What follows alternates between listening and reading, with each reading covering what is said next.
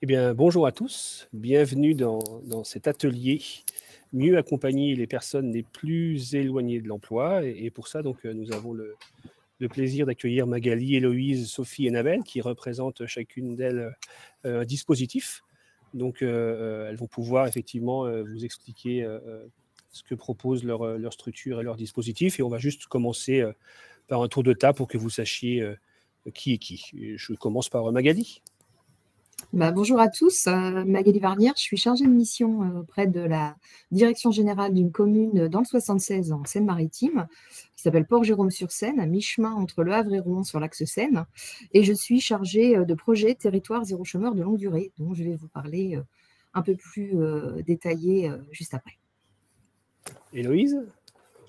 Bonjour à tous et à toutes. Donc, moi, c'est Héloïse Amin. Je suis coordinatrice au sein du programme Save-Emploi, programme qui existe maintenant depuis 2016. Merci. Sophie. Bonjour à toutes, bonjour à tous. Je suis Sophie Roche, je suis directrice adjointe de Convergence France, qui est une association qui a été créée pour déployer 2 programmes en France, PHC, Premières Heures en Chantier, et CVG, Collectif pour l'accompagnement global, dont je vous parlerai tout à l'heure. Et Annabelle. Bonjour à toutes et à tous, Annabelle Schwartz, je suis responsable vie du réseau au sein de l'association Tapage France, et donc j'aurai le plaisir de vous présenter le dispositif Tapage dans quelques minutes. Eh bien, merci. Et moi, je suis donc Éric Barthélémy. Je vais animer cet atelier et je travaille pour la plateforme de l'inclusion et plus particulièrement pour les emplois de l'inclusion, un dispositif qui permet d'obtenir des passes IAE dans le cadre de l'insertion par l'activité économique. Et je crois que l'IAE, vous quatre, vous connaissez. Et je propose qu'on commence par Annabelle qui va nous parler un peu plus longuement de son dispositif. Très bien, oui, merci. Donc, je vais vous parler aujourd'hui du dispositif Tapage. Donc, Tapage, acronyme pour Travail alternatif payé à la journée. Tapage est une innovation médico-sociale soutenue par l'État qui en accompagne sa couverture nationale. Tapage permet aux jeunes entre 16 et 25 ans, des jeunes qui sont en situation de précarité et en situation de consommation, voire addiction à différents produits psychoactifs, de reprendre le contrôle de leur vie et de prévenir leur conduite addictive via un accompagnement global. Un accompagnement global, c'est-à-dire médico-psycho-social, et une activité professionnelle qui va être payée à la journée et qui ne les engage pas immédiatement dans la durée. En cela, Tapage est proposé comme une alternative en fait, à un environnement défavorable, que ce soit des jeunes qui vivent via des actes de manche, des actes de délinquance, du petit larcin, voire de prostitution. Et donc, Tapage se veut être une alternative à cet environnement défavorable que ces jeunes connaissent. Et Tapage se veut également être le premier marchepied vers un dispositif de droit commun. Donc, en cela, Tapage est toujours porté sur les territoires par des associations médico-sociales spécialisées en addictologie, pour les connaisseurs des acronymes par des XAPA ou des CARUD, qui vont toujours être les porteurs des dispositifs Tapage. Et les référents des programmes Tapage sont donc des salariés de ces structures médico-sociales spécialisées en addictologie qui vont accompagner les jeunes sur ces chantiers, sur ces plateaux de travail. Et le référent Tapage va à ce moment-là être avec le jeune en une relation de côte à côte et non plus de face à face, va faire avec le jeune la mission de travail et à cette occasion, sur ce plateau de travail, pouvoir initier une prise de contact avec le jeune et pouvoir, je dirais, proposer l'accompagnement selon les souhaits et l'objectif du jeune. Que ce soit donc un accompagnement plutôt en lien avec une problématique d'hébergement, plutôt des situations administratives, plutôt tout ce qui va être en lien avec réduction des risques liés à leur consommation et une prise en charge également en lien avec la santé. Donc, c'est vraiment le jeune qui va devoir pouvoir initier, je dirais, son accompagnement et pouvoir prioriser le besoin sur lequel il a besoin de travailler de manière immédiate.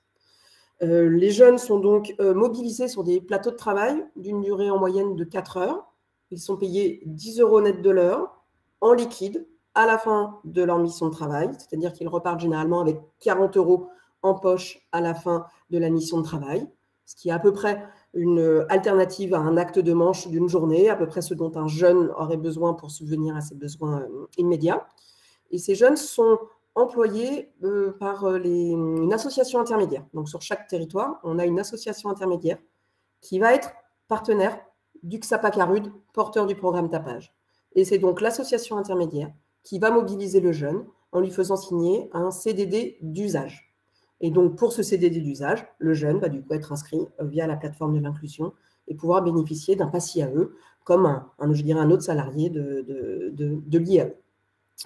Une autre chose importante à savoir, c'est que du coup, le jeune n'a pas besoin de s'engager dans la durée. Il va venir travailler une fois sur un chantier tapage, il repart avec 40 €, il reviendra la semaine prochaine pour le prochain chantier, je dirais tant mieux, et on va pouvoir continuer à travailler la relation avec le jeune, mais s'il ne revient pas, ce n'est pas grave, il pourra revenir dans 2 semaines, dans 3 semaines. Ce n'est pas un dispositif qui demande d'engagement. Donc, on est vraiment sur de la libre adhésion, et le jeune va venir comme il est, avec ce qu'il peut faire. S'il n'est pas en mesure de travailler les 4 heures, eh ben, il travaillera les 3 heures et on reviendra les 3 heures. On est vraiment sur une première étape, un premier marchepied, avec l'objectif rapidement que le jeune soit en capacité de rejoindre un autre dispositif de droit commun existant sur son territoire. Pour terminer, je pourrais vous dire que nous sommes actuellement à un réseau de 70 programmes tapage en métropole et également en outre-mer. Et nous accompagnons donc au quotidien l'ensemble des CSAPA-CARUD, des structures médico-sociales qui développent tapage sur leur territoire au bénéfice de ces jeunes qui restent en marge des dispositifs de droit commun existants déjà sur leur territoire. Je reste bien sûr disponible pour répondre à des questions ou des développements plus complets si besoin. Et bien justement, il y a une question dans le chat de Ronan. Est-ce qu'il y a tapage ou un équivalent dans les Hauts-de-France? Est-ce qu'il y a une carte des tapages, par exemple? Pour répondre plus largement, est-ce qu'il y a une carte des tapages? Bien sûr, bien sûr. Donc, sur notre site internet, tapage.org, il y a la carte de France avec tous les programmes tapage et avec le lien vers le référent tapage. Donc, le salarié des CSAPA-CARUD qui est le référent tapage. Et donc, dans les Hauts-de-France, oui, nous sommes présents via 4 programmes. 3 programmes qui sont portés par l'association Sauvegarde du Nord. Donc, il y a un programme tapage à Lille, donc un tapage Lille, un tapage Roubaix et un tapage Maubeuge. Donc, tous les 3, je vous dis, portés par la Sauvegarde du Nord. Et nous sommes en train de mettre en place, là, les premiers plateaux de travail vont commencer à Amiens. Donc, nous avons un tapage Amiens porté par l'association Le Mail. Et nous avons fait un comité de lancement il y a encore quelques semaines, réunissant l'ensemble des partenaires, c'est-à-dire l'ensemble des associations qui vont pouvoir identifier des jeunes, repérer des jeunes qui auraient le profil tapage et pouvoir les orienter vers le référent tapage qui va ensuite pouvoir les mobiliser sur des plateaux de travail. Et une dernière question, je pense, et après on passera à Magali, je la préviens, comme ça elle pourra se préparer. Est-ce que les jeunes, ils doivent être sevrés de leur addiction avant d'intégrer le programme? Non, pas du tout. Donc, on est vraiment au cœur de la réduction des risques. L'objectif n'est pas, je dirais, un sevrage ou un cure, mais c'est plutôt de comment ces jeunes vont pouvoir, je dirais, combiner une consommation, et quelle qu'elle soit, et quels que soient les produits, légaux, illégaux. C'est surtout comment est-ce que ces jeunes vont être en capacité de pouvoir reprendre un projet, reprendre main sur leur parcours de vie, et non plus subir leur consommation. Donc, l'objectif n'est pas du tout qu'il y ait un sevrage, mais plutôt de comment ces jeunes peuvent surtout reprendre confiance en eux et pouvoir se reprojeter vers un parcours, vers un projet, et tout en, je dirais, gérant leur consommation, les réduisant, en ayant, je dirais, du coup, une possibilité de gérer une consommation et une vie qui soit dans un projet. Et on est jeune jusqu'à 26 ans pour intégrer le tapage? Alors, en effet, donc tapage était initialement pour les jeunes entre 18 et 25 ans. Ça a été élargi à partir de 16 ans, parce qu'il y a du coup une possibilité légale de travailler à partir de 16 ans, et jusqu'à 25 ans et jusqu'à la veille de ces 26 ans, avec l'idée qu'à partir de 25 ans, il y a des minima sociales et que donc ces jeunes peuvent être du coup orientés, accompagnés par d'autres dispositifs. On est vraiment sur un public qui n'a très peu d'opportunités de gagner des sous, comme on le disait, autrement que par des actes de manche, des larcins ou de la prostitution, et comment est-ce qu'on crée une alternative, et surtout comment est-ce qu'on redonne confiance en ces jeunes et qu'on leur redonne la capacité de croire en eux, on revalorise du coup leur pouvoir d'agir et la capacité de comprendre qu'en fait ils sont tout à fait capables de pouvoir faire quelque chose de leurs 10 doigts, et qu'en 4 heures, il y a un avant-après leur passage, il y a des réelles missions sur lesquelles ils travaillent avec un réel résultat. Eh ben, merci Annabelle. Donc, je rappelle le site qui a été d'ailleurs noté dans le chat, tapage.org, où vous retrouverez toutes les adresses, plein d'informations et puis des moyens de contact. Si peut-être localement, vous voulez nouer un contact avec un ou une responsable tapage qui pourra vous en dire plus sur comment ça fonctionne chez eux. Oui, tout à fait. Je me permets peut-être juste de préciser, je sais qu'après, il y a un espace café où on peut se retrouver pour des échanges libres. Hein. Du coup, je me propose de me connecter après cet espace café. J'ai vu qu'il y avait plein de questions qui étaient passées sur le chat, donc de pouvoir peut-être répondre à des questions plus précises sur l'espace café qui aura lieu après. Parfait. Donc, vous cliquez sur programme et vous aurez tous les lieux avec l'espace café. Et vous pourrez donc échanger avec Annabelle. Et donc, eh bien, on va parler territoire zéro chômeur qui s'occupe, j'imagine, aussi des jeunes, mais pas que. On va en découvrir plus avec Magali. Merci Eric. Je vous partage mon écran. Alors, je pense que tout le monde y a accès. Donc, je vais vous parler de territoire zéro chômeur de longue durée. Donc, moi, je suis chargée de mission auprès d'une ville, et plus précisément d'un CCAS. Et en fait, on a été habilité ville territoire zéro chômeur de longue durée en 2022. Mais vous allez voir que ce n'est pas une mince affaire et que c'est une longue histoire, puisqu'on est sur une expérimentation et qu'on doit faire preuve de l'utilité de cette expérimentation dans les années à venir. Et entre autres, aujourd'hui, on est dans, vous voyez sur le schéma, dans la deuxième phase. Nous sommes dans les 60 territoires. Et la troisième étape, c'est effectivement la pérennisation de la démarche. Donc, territoire zéro chômeur, chez nous, à Port-Jérôme-sur-Seine, ça a débuté il y a très longtemps, en 2016, avec une première rencontre. Je vous ai précisé qu'on avait une habilitation effectivement en juin 2022 et on a créé ce qu'on appelle une entreprise à but d'emploi pour développer de l'emploi sur la commune dans la foulée. Donc, territoire zéro chômeur, c'est quoi? Il y a 3 postulats de départ qui ont été fondés au démarrage par l'association. C'est 2 associations nationales qui pilotent. TZCLD d'un côté, donc territoire zéro chômeur, et le fonds d'expérimentation qui finance les territoires habilités. Le postulat de départ, c'est que personne n'est inemployable. Ce n'est pas le travail qui manque. Il y a des besoins qui sont non satisfaits sur des territoires. Et ce n'est pas l'argent qui manque, puisque la privation d'emploi coûte plus cher que la production d'emploi. Voilà les postulats de départ de l'expérimentation. Ce qui est intéressant de retenir sur cette expérimentation, c'est qu'il y a tout un accompagnement dans une démarche qui se met en place quand un territoire est habilité. Et du coup, on a des phases de projet qui sont utiles. Du coup, j'arrive sur la phase du projet TZ. Pour être territoire habilité, territoire zéro chômeur de longue durée, il y a effectivement un cahier des charges, la création d'un comité local pour l'emploi, ce qu'on appelle un CLE. L'idée, c'est de mobiliser la totalité des acteurs d'un territoire pour faire sens ensemble, faire consensus et pouvoir accompagner au mieux, effectivement, les personnes privées durablement d'emploi ou les personnes les plus éloignées de l'emploi. La deuxième phase, c'est une phase de mobilisation des personnes privées durablement d'emploi. Donc, il y a un accompagnement, et je vais passer assez brièvement parce que je vais revenir dessus. C'est tout l'intérêt de comment mieux accompagner les personnes sur le sujet de cet après-midi. Mais voilà, il y a un accompagnement qui s'est mis en place, effectivement, avec des méthodes qui sont un peu atypiques, puisqu'on va demander non pas aux gens leur CV, ni leur lettre de motivation, mais justement ce qu'ils ont envie de faire, ce qu'ils veulent faire, ce qu'ils savent faire, ce qu'ils ont envie d'apprendre. Et on travaille vraiment dans la concertation. Et puis, une autre phase, ce que je vous disais tout à l'heure, d'identification des besoins non satisfaits. On travaille l'élaboration des activités qui vont être développées dans l'entreprise qui va se créer avec l'ensemble du territoire, à la fois les acteurs locaux, institutionnels, associatifs, etc., mais pas que, également les volontaires qui se positionnent. On préfère les appeler volontaires que PPDE, avec tout notre jargon, la personne privée durablement d'emploi, c'est pas très joli. Donc, nous, on préfère les appeler les volontaires. Et du coup, on travaille avec les personnes en atelier, la définition des besoins non satisfaits sur le territoire et le montage des projets. Donc, entre autres, on a créé des activités qui sont issues d'un consensus entre les professionnels, les associations du territoire et les institutionnels et les futurs potentiels salariés de cette entreprise sur la création de nouvelles activités. Et donc, du coup, ce qui nous amène à un moment donné à la création et l'ouverture d'une ou plusieurs entreprises à but d'emploi, nos EBE, dans le jargon TZCLD, territoire zéro chômeur. Et cette entreprise, en fait, elle a pour but de recruter effectivement un certain nombre de salariés avec un échéancier. Là, on est jusqu'en 2026, parce qu'on doit faire sens pour qu'il y ait cette pérennisation derrière, un certain nombre de salariés. Donc aujourd'hui, pour vous donner une idée, on a ouvert le BE au 1er octobre 2022, On est à un peu plus d'1 an, on est à 30 salariés aujourd'hui recrutés, avec des gens très, très éloignés de l'emploi, des gens qui n'ont jamais eu d'expérience professionnelle, des gens qui étaient bénéficiaires du RSA, des gens qui n'avaient pas le permis de conduire, avec qui on a pu travailler tout ce temps d'attente de l'entrée en entreprise sur une montée en compétences, un retour vers de la formation, etc.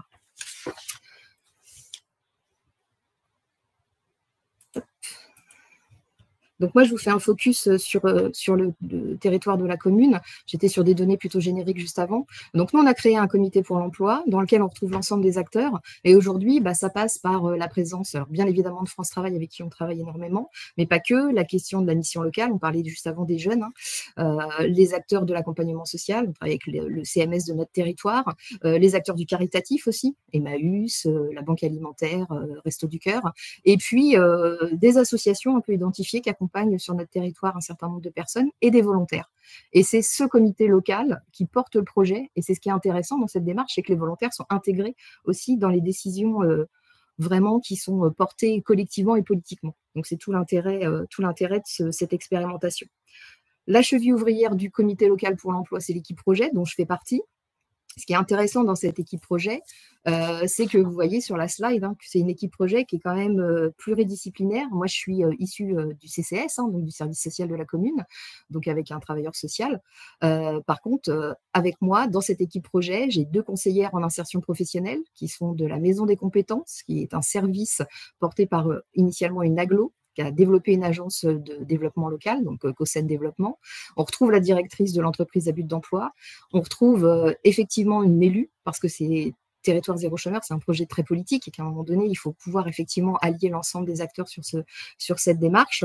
Donc ça, c'est l'équipe projet. Et cette équipe projet, en fait, elle accompagne les volontaires dans le cadre de commissions dans lequel on a élargi, tout à l'heure on m'a parlé, et ce matin on a parlé entre autres de la place de l'IAE, et de tout l'intérêt d'être ensemble, même si ce n'est pas toujours simple, parce qu'effectivement, il y a ce travail de comment on fait pour orienter plutôt vers l'IAE que plutôt vers une EBE ou plutôt vers du droit commun. Mais il y a cette commission de suivi qui permet de travailler avec les gens le plus possible et qui aujourd'hui fait sens, puisqu'on a réussi à accompagner en tout plus d'une 50aine de personnes, soit vers le droit à l'emploi traditionnel, soit vers l'entreprise à but d'emploi. Je passerai sur le processus de volontaire parce que je sais qu'on a un temps limité et je pourrais en parler pendant des heures, mais du coup, vous aurez accès à ce PowerPoint de toute façon. Ce qui est intéressant, il reste 3-4 minutes. Voilà. Ce qui est intéressant, c'est effectivement la présence à la fois de services municipaux, de services d'agglo, de services de l'État, etc. Et qu'on a réussi à se retrouver tous autour de la table et que sur les CLE, sur nos comités locaux pour l'emploi, on est quasiment tous présents à chaque rencontre, ce qui montre tout l'intérêt de ce projet. Et pour accompagner au mieux les gens éloignés de l'emploi, on a travaillé et on travaille aujourd'hui sur ce qu'on appelle le bilan des gens.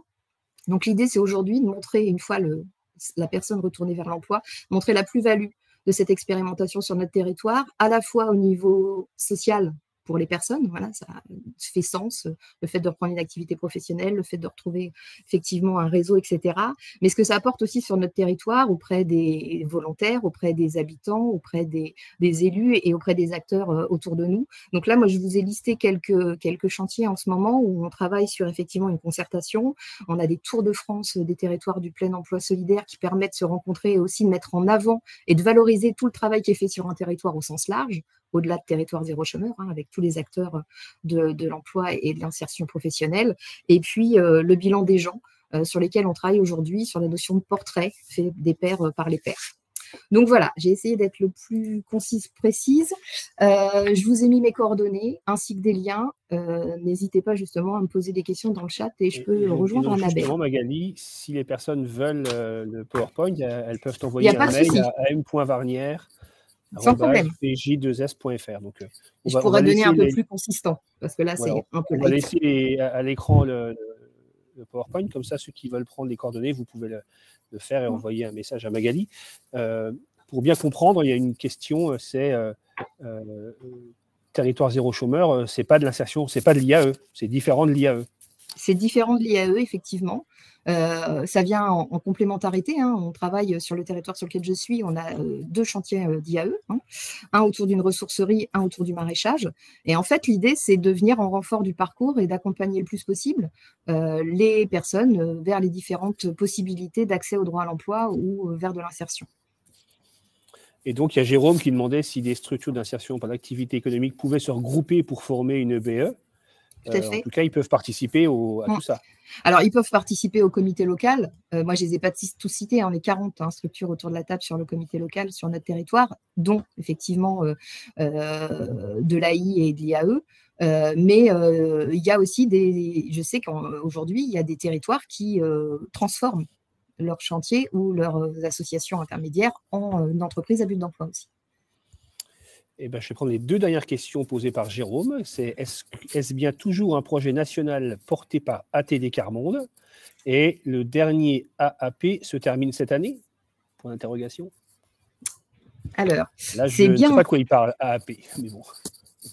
Alors, c'est bien effectivement toujours une expérimentation nationale. Moi, je rappelle, je suis chef de projet sur un territoire habilité. Je ne représente pas ni TZ-ICLD ni ETCLD, les 2 associations nationales. On m'a demandé de venir témoigner de par notre territoire et comment aujourd'hui notre territoire accompagne les personnes les plus éloignées de l'emploi.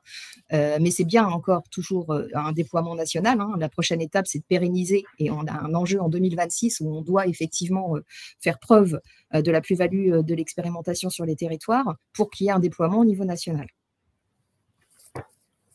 Ok. Eh bien, merci. Moi, je vous invite à bien noter les coordonnées de Magali si vous voulez récupérer le document et peut-être d'autres un peu plus complets, parce que je présume qu'elle a adapté le document au format qu'on avait de disponible pour cet après-midi. Et je propose qu'on parle de convergence et qu'on passe la parole à Sophie. Merci Eric. Merci Magali. Avec plaisir. Donc moi, je vais vous parler des 2 programmes qu'on déploie. Je vais essayer de tenir le timing. 2 programmes PHC, CVG. Je vais essayer de partager la présentation. Ah non, j'aurais dû le faire avant, tant pis.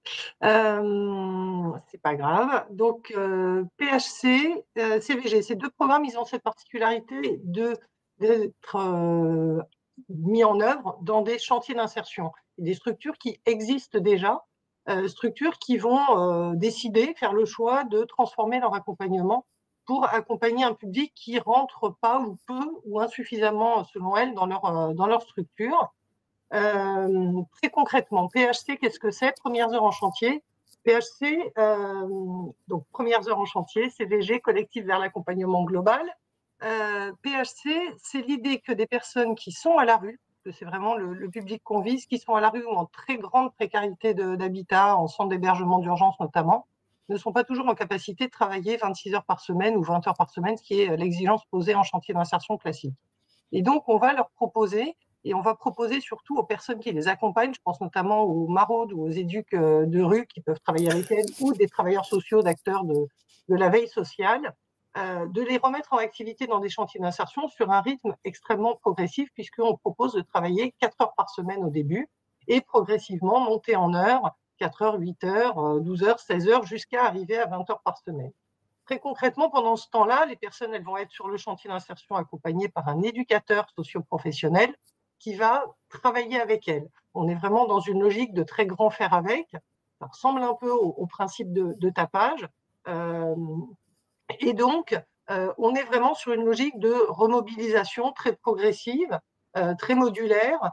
Mais en fait, cette remise en activité, c'est vraiment un lieu, on dit c'est un lieu de remobilisation, c'est un lieu d'accompagnement. Les éducs, souvent, ils disent, quand je travaille avec les personnes que j'accompagne, dans le cadre de premières heures, c'est un accompagnement déguisé. C'est des entretiens déguisés, parce que finalement, des choses vont se dénouer progressivement.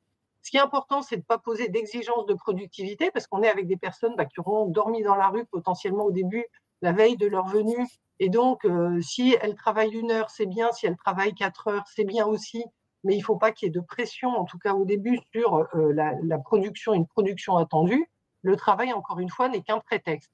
Et pendant ce temps d'accompagnement que dure le parcours PHC, donc c'est entre 6 mois et 1 an, et on va travailler sur un certain nombre de difficultés, notamment la mise à l'abri, la remise, donc l'accès à une structure d'hébergement.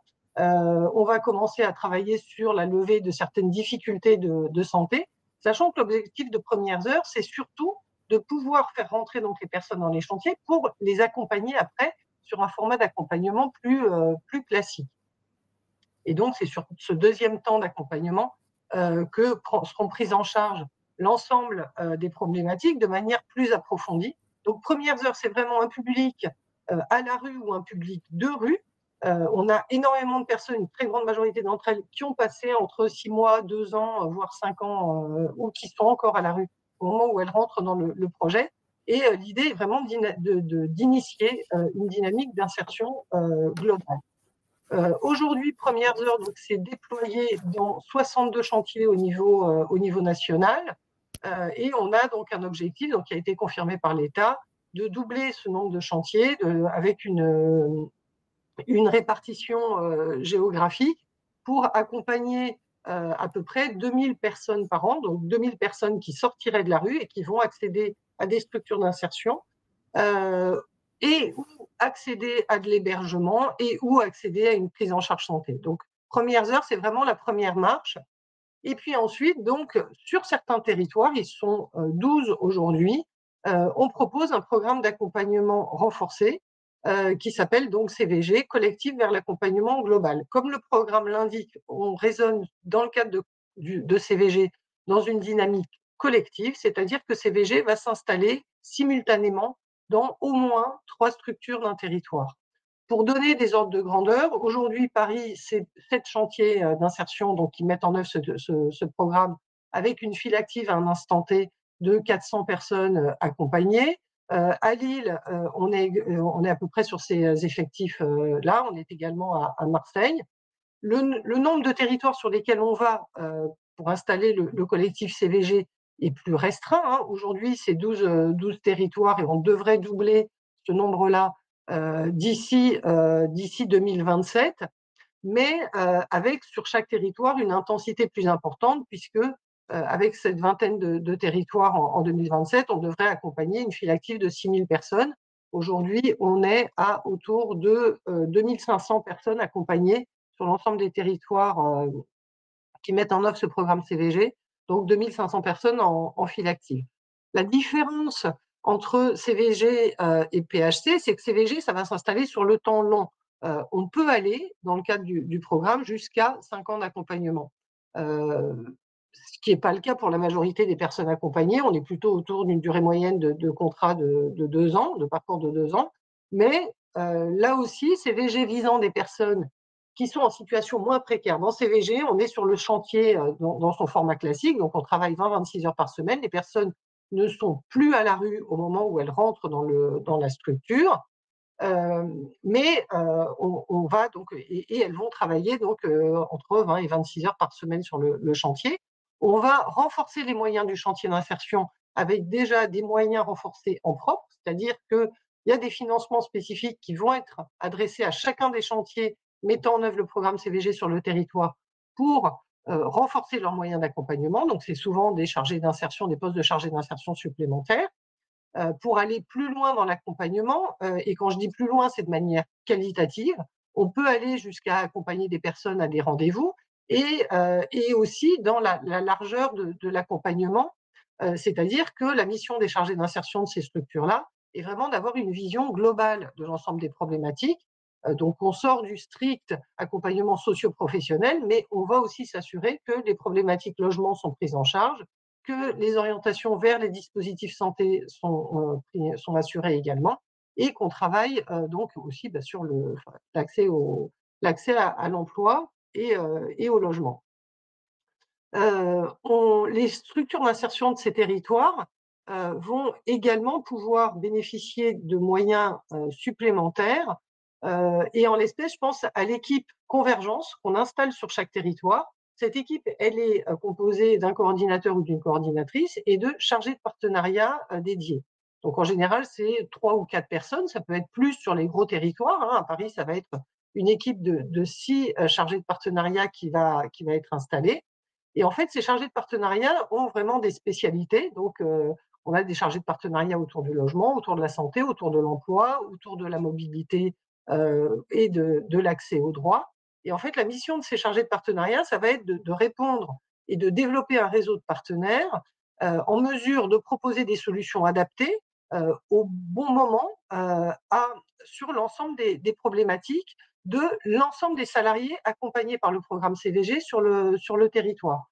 C'est-à-dire que, typiquement, si je prends Paris, où il y a à peu près 400 salariés en file active, les chargés de partenariat emploi vont rechercher des entreprises en capacité de faire des propositions à ces 400 salariés en file active. Donc, on est vraiment… Et cette dimension collective, elle est extrêmement importante parce que, au lieu d'aller démarcher un acteur de la santé pour un chantier d'insertion donné, le ou les chargés de partenariat santé vont travailler pour un portefeuille ou une file active de 200, 400, 300 ou 400 personnes en fonction de la taille des territoires. Et du coup, ça rend aussi des partenariats beaucoup plus dynamiques. Et ça, c'est une dimension aussi très importante du projet. L'objectif n'est pas de faire à la place des chargés d'insertion, mais les chargés de partenariat sont vraiment là pour intervenir en support et proposer des solutions adaptées aux spécificités du public, parce que le choix des chantiers qui vont être retenus pour mettre en œuvre ce programme CVG va principalement s'appuyer sur la typologie, les caractéristiques du public qui rentre dans ces chantiers-là et le souhait des chantiers à faire évoluer le public. On a un gros enjeu, et c'est des sujets qu'on travaille activement sur l'ensemble des territoires, de faire évoluer le public accompagné dans ces chantiers pour aller vers plus de personnes hébergées, plus de personnes en situation de précarité d'habitat, plus de personnes qui cumulent plus de problématiques et pour lesquelles ces moyens d'accompagnement renforcés sont nécessaires. Alors, évidemment, sur tous les territoires où on déploie CVG, on déploie aussi Premières Heures, et ça va être le moyen de faire rentrer dans ces chantiers. D'ailleurs, il y a beaucoup de chantiers, enfin, quelques chantiers qui mettent en œuvre ces deux programmes simultanément, mais on va faire rentrer du coup dans les chantiers CVG des personnes qui étaient à la rue très peu de temps avant, en tout cas avant de démarrer leur parcours Premières Heures. Donc, on va vraiment aller chercher, avec ces deux programmes-là, des personnes pour lesquelles l'IAE a été conçue à un moment donné, mais auxquelles les chantiers d'insertion ne sont plus ou n'étaient plus en mesure de répondre, faute, parce que les objectifs, notamment, à atteindre en termes de sortie emploi étaient probablement trop exigeants pour pouvoir cibler ce public-là, et que les moyens d'accompagnement des chantiers étaient insuffisants. Souvent, quand on dit on va aller chercher un public plus précaire, on va nous dire bah oui, mais on n'est pas outillé pour accompagner un public qui souffre d'addiction ou qui a des grosses problématiques santé. On va proposer évidemment des partenariats pour la prise en charge de ces problématiques-là. On va aussi proposer des temps de formation à destination des permanents de ces chantiers-là. Je vais devoir… Ouais, merci Sophie. Et il y aura une question juste après. Ok. Je voulais insister sur cette dimension très collective du programme CVG. Quand on installe donc les deux programmes CVG-PHC sur un territoire, donc on va installer un comité des responsables de chantier qui vont vraiment décider ensemble des orientations à donner au programme. Donc, on est vraiment sur une gouvernance très, très collégiale. Et cette dimension collective du projet, elle est importante. Évidemment, on travaille avec les acteurs institutionnels de l'État des collectivités territoriales, hein, les acteurs institutionnels locaux. Je pense au Pôle emploi, je pense aux ARS, évidemment au métro, aux conseils départementaux et bien sûr au DETS. Et avec France Travail, bien évidemment, sur les territoires. Et dernier point, donc, en lien avec la plateforme, les personnes donc, qui sont en contrat, donc c'est des CDDI, hein, donc les personnes doivent répondre, doivent pouvoir avoir un contrat de travail et bénéficient donc de types de contrats qui sont identifiés spécifiquement, puisqu'on a sur la plateforme et dans l'ASP des types de contrats qui sont les CDDI CVG et CDDI PHC pour justement bien identifier les spécificités de l'accompagnement. Merci Sophie. Il y a une question et j'aurais bien une réponse rapide parce qu'il ne reste plus que 10 minutes pour Héloïse, donc ça va être un petit peu court. Comment un territoire peut obtenir un chantier d'insertion PHC ou CVG? Alors, sur PHC, je dirais c'est plus simple. Alors, il faut nous écrire. Donc, je pourrais mettre mes coordonnées ou sinon sur le site internet. Sur le site internet, vous retrouverez tous les éléments. Je vais mettre là tout de suite le site, les coordonnées du site. Donc là, vous trouverez les éléments de contact. Sur PHC, ce qui est important, c'est de pouvoir mobiliser des cofinancements territoriaux, mais contactez-nous et on vous expliquera comment faire. Mais c'est vrai que le programme PHC, pour fonctionner, il doit bénéficier de cofinancements territoriaux. Sur CVG, là, on travaille au niveau des territoires et donc c'est vrai qu'on est aujourd'hui en lien donc, et on travaille avec un comité de pilotage national, des GEFP, des GCS, DIAL et des IPLP pour ne pas les nommer. Et que le choix des territoires est fait et validé avec eux. Ce qui est certain, c'est que c'est des territoires, les territoires vont réinstaller CVG, où il y a déjà Premières Heures, qui est PHC est déjà implanté, et où on a suffisamment de chantiers d'insertion pour mettre en œuvre ce programme-là, et où il y a des enjeux évidemment de grande précarité. Et c'est un de nos indicateurs les plus importants, c'est le nombre de structures d'insertion présentes sur le territoire, la densité des réseaux chantiers d'insertion sur ce territoire-là. Alors, je suis désolée, je ne pourrais pas être pour le café d'après, mais vous avez nos coordonnées, on répondra. Voilà, il y a convergencefrance.org et on retrouve toutes les coordonnées pour contacter les équipes de Sophie. Tout à fait. Merci, on passe la parole à Héloïse. Bonjour, bonjour à tous. Quand on m'a invitée sur cet atelier, j'étais un petit peu gênée parce que nous, dans SEV, on ne sait pas qui sont les plus éloignés, des moins éloignés, mais qui en ont besoin. En fait, notre postulat, nous, c'est que tout le monde est employable. Ce n'est pas une vérité absolue, mais en tout cas, on se rend compte que ça permet de donner plus de chances aux personnes d'accéder à l'emploi, et ce, quels que soient les freins qu'elles peuvent rencontrer. Pour préciser, donc SEV, ça veut dire SIAE et entreprise vers l'emploi. Voilà. Donc on participe à la création d'un réseau mixte entre les employeurs, les acteurs de l'insertion et les personnes éloignées de l'emploi sur les territoires, avec l'objectif de favoriser des recrutements réussis et donc proposer une réponse au chômage de longue durée. Le programme SEV aujourd'hui, il est porté par la Fédération des acteurs de la solidarité et il fait l'objet d'une gouvernance partagée avec l'État. Voilà, et sont associés l'ensemble des réseaux de l'IAE, des partenaires. À ce jour, nous avons formé plus de 300 SIAE en France, métropole, Corse et aussi à La Réunion. Et là, cette année, nous avons 95 équipes qui démarrent leur première année du programme SEV. Alors, le programme, il est vraiment pour toutes les structures de l'IAE. Néanmoins, nos principes d'action, en fait, s'adaptent à toutes les personnes qui veulent avoir accès à l'emploi. Nos missions principales, nous, dans SEV, c'est de lutter contre les stéréotypes concernant les personnes éloignées de l'emploi. Ça va être participer à la montée en compétences des professionnels de l'insertion sur un volet très spécifique. Ça va être mettre les personnes éloignées de l'emploi au cœur de notre programme et du dispositif d'accompagnement. C'est favoriser l'interconnaissance des acteurs économiques et sociaux. Ça va être dépasser les freins à l'embauche, valoriser les compétences. Voilà, donc en fait, on participe à faire évoluer les pratiques RH des employeurs. Voilà, c'est un peu présomptueux, non ? Mais alors justement, c'est l'occasion de faire un petit focus sur les pratiques actuelles concernant le recrutement. Je vais vous poser une question. Normalement, vous avez dans le sondage qui s'affiche. Selon vous, quel est le canal le plus efficace pour accéder à un emploi ? Vous avez les réseaux sociaux, les réseaux professionnels ou personnels, il y a les annonces, les candidatures spontanées.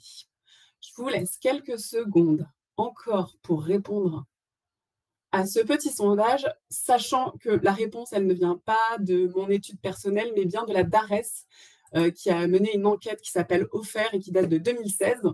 Alors, j'ai demandé quand est-ce qu'elle serait mise à jour. C'est peut-être dans les tuyaux, mais voilà, pour le moment, c'est la dernière enquête la plus à jour sur le sujet. Alors, a priori, ça répond encore un petit peu. Je vais vous partager les résultats de cette enquête. Voilà. Alors, c'est beau, c'est un gros bloc de couleurs. On va le regarder ensemble, ne vous inquiétez pas. Ce que vous voyez, c'est que finalement, les canaux formels représentent 34% d'accès à l'emploi. Ça veut dire que les canaux formels, ça va être les concours, la réponse aux annonces, ça va être le service public pour l'emploi ou alors le fait que les employeurs rappellent leurs salariés. Voilà, ça, c'est 34% d'accès à l'emploi. L'enquête a été menée auprès des personnes qui avaient un emploi salarié et on leur demandait comment vous y avez eu accès. 66% ont eu accès à l'emploi via les canaux informels. Et donc, on a 25% qui ont eu accès par des relations personnelles ou professionnelles et 41% par des démarches personnelles ou des candidatures spontanées. Voilà, les chiffres parlent d'eux-mêmes. Donc, nous, sur Sèvres, on va vraiment intensifier tous les canaux informels et non pas formels. On ne va pas attendre qu'une offre d'emploi elle soit diffusée pour rentrer en contact avec des employeurs. Je vais juste arrêter le partage comme ça. Vous aurez, de toute façon, ces informations-là, elles sont disponibles sur Internet via la DARES. Pour développer cette approche informelle, en fait, on va développer des stratégies diversifiées pour mettre en relation ou en situation les personnes qui sont éloignées de l'emploi auprès des employeurs. OK. Maintenant qu'on a dit ça, on fait comment? Ça, c'est tout l'enjeu de notre année, de l'année avec Sèvres Emploi. On accompagne les personnes qui sont éloignées de l'emploi à définir en priorité un objectif emploi. Pourquoi on parle d'objectif emploi et non pas de projet professionnel? Le projet professionnel, il va plutôt enfermer autour d'un métier. Et comme il y a plein de métiers aujourd'hui qu'on ne connaît pas, on préfère garder cette notion-là, mais ne pas uniquement se fier à l'objectif de définir ce projet professionnel. On va aussi travailler sur d'autres notions, sur la zone géographique, sur la typologie du contrat, peut-être, ça peut être important pour certains. Ça va être aussi, est-ce qu'ils préfèrent travailler de manière individuelle ou en équipe, avec du public ou non, voilà. Et en fait, on va partir, à partir de cet objectif emploi, on va être dans une logique d'opportunité. On va proposer plein d'emplois qui sont en lien plus ou moins évident avec l'objectif emploi de la personne. Et de pouvoir proposer tout ça, ça va créer une dynamique vers l'emploi durable. En parallèle, pour proposer des offres d'emploi, on va aller rencontrer les employeurs. Ça peut être soit autour de chez soi, on fait quelque chose d'assez simple et basique, parfois on va faire de la prospection, et ça se passe toujours bien, on est assez surpris. Soit on va aussi cibler la prospection auprès d'employeurs qui rejoignent les objectifs emploi des personnes qu'on accompagne. Voilà, ça c'est des stratégies qu'on teste, et après ensuite les équipes décident de celles qui fonctionnent le plus. Une fois qu'on a l'objectif emploi, une fois qu'on a notre réseau d'employeurs qui s'agrandit, on va ensuite créer des rencontres entre ces demandeurs d'emploi et ces employeurs.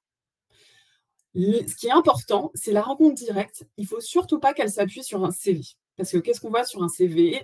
C'est hyper stigmatisant, il peut y avoir des trous, il peut y avoir des choses qui n'ont rien à voir avec l'opportunité d'emploi qui est en face. Donc, on ne va vraiment pas s'appuyer sur ce CV-là. On va plutôt ne pas parler du passé, mais plutôt du présent et de ce que l'on a envie de faire, de se dire qu'est-ce que chacun cherche et voir si les aspirations individuelles peuvent se croiser. Alors, ça peut se faire à l'occasion des job dating, comme c'est assez connu, ça demande une certaine organisation. Tout le monde ne peut pas organiser un job dating, on peut participer.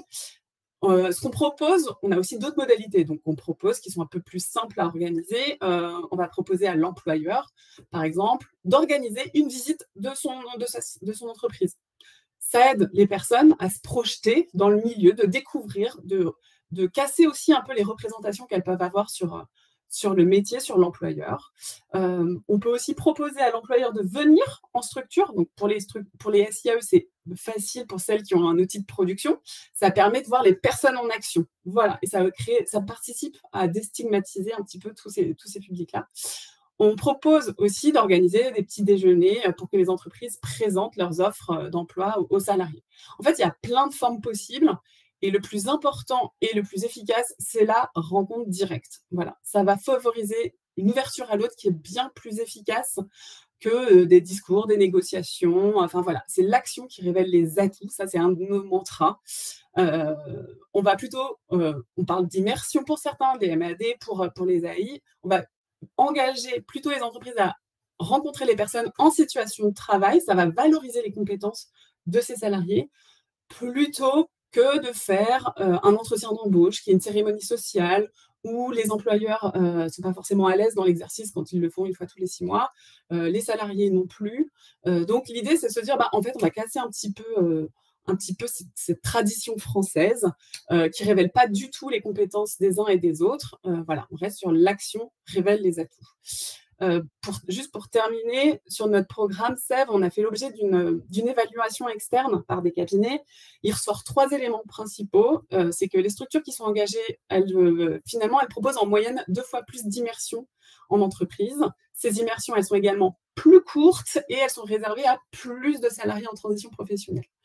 Voilà. Deuxième élément, c'est que les structures, elles obtiennent un taux de sortie en emploi durable plus important. Et ce qui est intéressant, c'est que cette tendance, elle est durable dans le temps et elle est visible dès la première année de mise en œuvre des actions qu'on propose. Et pour terminer, la durée moyenne du passage en SIAE est aussi écourtée. Voilà, de l'action. Si vous voulez en savoir plus, on a un site internet, vous avez dessus les rapports sur l'évaluation externe, vous avez accès à nos outils, on a une plateforme de formation qui est gratuite, on organise des webinaires, enfin voilà, on a plein de ressources, donc n'hésitez pas à aller fouiller tout ce qu'on a sur ce site. Et puis moi, je me tiens à votre disposition aussi pour le café, pour papoter. Eh bien, super, et donc effectivement, je vais vous partager un dernier sondage qui permet de savoir si effectivement c'est... est-ce que je peux le faire, moi? Vous le voyez, le sondage, ou pas? J'ai l'impression que je ne peux pas publier de sondage. Bon, bizarre. Enregistrer, publier. Non, je ne peux pas publier de sondage en tant que... Je voulais savoir si ça vous avait plu ou pas, en fait. Je voulais que vous mettiez une petite note de 1 à 5 pour savoir s'il faut renouveler ou pas. Ça y est, j'ai réussi. Voilà, super, merci. Impeccable. Et donc, je vous laisse voter. Et puis, à suivre pour ceux qui sont intéressés, en haut de la page, vous avez le programme. Vous avez effectivement l'accès à l'espace café où vous pouvez discuter avec les uns et les autres. Vous avez à 14h15 un atelier femmes dans l'IAE, faire le point et agir. Un autre qui est un forum au sujet de la communauté de l'inclusion. Et puis, il y aura encore des tables rondes et des ateliers à partir de 15h15. Je remercie Héloïse, Sophie, Magali pour cette participation et puis naturellement Annabelle. Et je vous souhaite un bel après-midi. Merci. À bientôt. Au revoir. Merci à tous. Merci. Au revoir.